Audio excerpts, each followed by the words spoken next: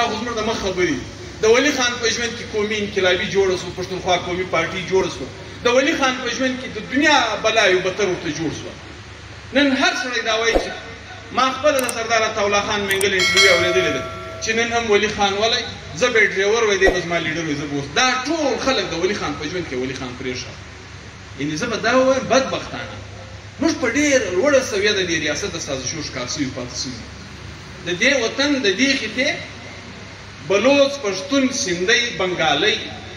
سرایکی ایون مظلوم پنجابی چې دا ټول د ولي خان په قیادت کې رایوځای ول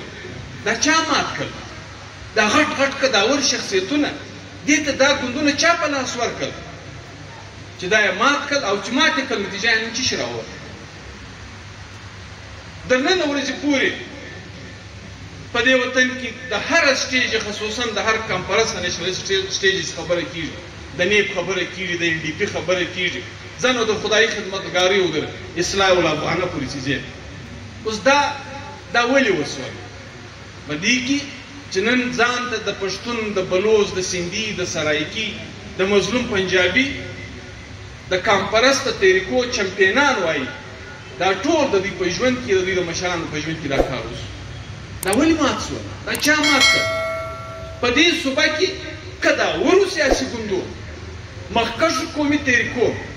د بلوچ پښتون د تضادات بنیادونه کېښودل موږ نه ولیدل دا جنګونه موږ دا خو د 90 او د 88 او د 95 خبرې دي موږ په مخ کې وسولې دا چا وکړ موږ نه لیدل پر علموي چوک لاش پروت دی په خوزدار کې لاش پروت دی په تربت کې د خلکو